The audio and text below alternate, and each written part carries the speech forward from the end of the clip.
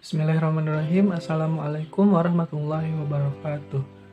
Salam sejahtera bagi kita semua, semoga sehat selalu. Saya Hairul Nurwan dan saya adalah mahasiswa Prodi Akuntansi dari Politeknik LP3I Bandung. Dalam kesempatan kali ini, saya akan presentasi mengenai tugas mata kuliah Applied Computer. Sebelum saya membahas lebih lanjut, let me introduce myself. Hello everyone, nama saya Hairul Nurwan, saya dari kelas AL 2110 dengan nomor induk mahasiswa 2021038087 dari Prodi Akuntansi. Untuk memenuhi salah satu tugas perkuliahan, saya akan mempresentasikan hasil tugas saya mengenai komunikasi. Nah, pastinya kita sudah tidak asing lagi kan dengan yang namanya komunikasi, karena secara tidak langsung, komunikasi sudah selayaknya adalah suatu kegiatan yang sehari-hari kita lakukan. Namun, komunikasi secara garis besar adalah jalannya proses di mana seseorang maupun sekelompok orang menciptakan serta menggunakan sejumlah informasi agar saling terhubung dengan lingkungan sekitar. Tentu saja betul ya teman-teman, karena sejatinya manusia memang adalah makhluk yang membutuhkan komunikasi dalam keberlangsungan hidupnya. Tanpa komunikasi, manusia tidak akan saling mengerti tentang segala apapun di dunia ini. Oleh karena itu, sangatlah tidak manusiawi jika seseorang tidak melakukan yang namanya komunikasi. Untuk lebih jelasnya, mari kita lihat menurut beberapa ahli yang sudah ada, yaitu dari teori Bapak Anwar Arifin. Beliau adalah salah satu orang terkemuka yang meneliti tentang komunikasi. Menurutnya, komunikasi adalah jenis proses sosial yang erat kaitannya dengan aktivitas manusia, serta syarat akan pesan maupun perilaku. Selain itu juga, ada teori komunikasi yang dikemukakan oleh Forsdal yang berkomentar bahwa pengertian komunikasi adalah jenis proses pembentukan, pemeliharaan, serta pengubahan sesuatu dengan tujuan agar sinyal yang telah dikirimkan berkesesuaian dengan aturan. Nah, pada dasarnya dari kedua teori tersebut dapat diterima dengan kesimpulan bahwa komunikasi itu bertujuan untuk memperjelas suatu maksud dan tujuan. Sifat manusia untuk menyampaikan keinginannya dan untuk mengetahui hasrat orang lain merupakan awal keterampilan manusia berkomunikasi secara otomatis melalui lambang ataupun isyarat. Kemudian, disusul dengan kemampuan untuk memberi arti setiap lambang itu dalam bentuk bahasa verbal. Usaha-usaha manusia untuk berkomunikasi lebih jauh terlihat dalam berbagai bentuk kehidupan mereka di masa lalu, seperti pendirian tempat-tempat pemukiman pada masyarakat di daerah aliran sungai dan tepi pantai dipilih untuk memudahkan mereka dalam berkomunikasi dunia luar. Mereka menggunakan perahu, rakit, dan sampan dalam berkomunikasi begitu. Kemudian pemukulan gong di Romawi dan pembakaran api yang mengepulkan asap di Cina adalah simbol-simbol komunikasi yang dilakukan oleh para serdadu di medan perang. Dan masih banyak lagi usaha manusia untuk berkomunikasi dengan simbol atau lambang. Selanjutnya, komunikasi merupakan hal yang penting dalam kehidupan sehari-hari. Komunikasi yang baik sangat penting bagi efektivitas kelompok atau organisasi apapun. Komunikasi merupakan kebutuhan dasar bagi manusia. Dengan berkomunikasi, manusia dapat saling berhubungan satu sama lain, baik dalam kehidupan sehari-hari di rumah, instansi, masyarakat, atau di mana saja manusia berada. Oleh karena itu, peranan komunikasi penting sekali dalam perubahan sosial. Selanjutnya, mengenai tujuan komunikasi itu sendiri, diantaranya yang pertama, yaitu agar hal yang disampaikan bisa dimengerti dengan cukup baik. Kemudian, dengan adanya definisi komunikasi di atas, maka akan menghindarkan diri dari kesalahpahaman. Yang kedua, yaitu agar mampu memahami maksud perkataan orang lain.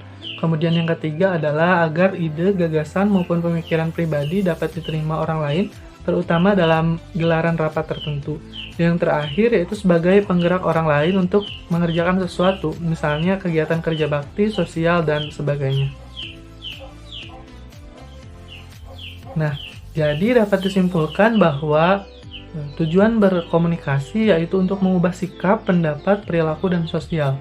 Komunikasi dapat mengubah sikap, pendapat, dan perilaku seseorang hingga sosial masyarakat seseorang sesuai dengan informasi yang disampaikan oleh pemberi informasi. Selanjutnya, komunikasi itu penting demi senantiasa menjaga hubungan yang cukup baik dan demi terhindar dari kesalahpahaman. Pada dasarnya, Untuk bisa menjalin hubungan baik dengan semua orang, kuncinya terletak pada kemampuan komunikasi. Komunikasi yang baik akan membuat Anda menemukan orang lain yang bisa mendengar cerita-cerita Anda, bertukar ide brilian, saling membantu, dan akhirnya memberikan kebahagiaan. Lalu selanjutnya kita akan membahas mengenai jenis-jenis komunikasi, yaitu yang pertama, komunikasi berdasarkan penyampaian lisan. Nah, maksudnya adalah bentuk komunikasi dengan mengucapkan kata-kata secara lisan dan langsung kepada lawan bicaranya begitu ya. Biasanya komunikasi lisan dapat dilakukan pada kondisi para personal atau individu yang berkomunikasi berhadapan langsung.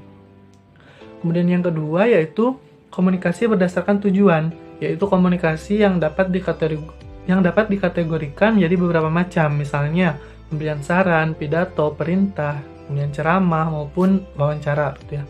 Kemudian konsep komunikasi semacam ini menekankan bahwa komunikator menjadi faktor penting dalam jalinan interaksi tersebut.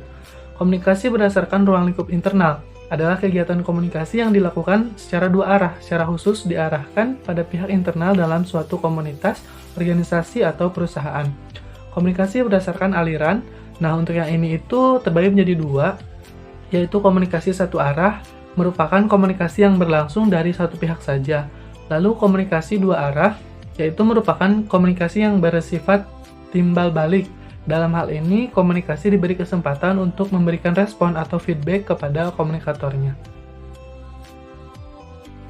Selanjutnya yaitu proses komunikasi. Yang pertama ada komunikator, yaitu orang yang memiliki informasi untuk disampaikan.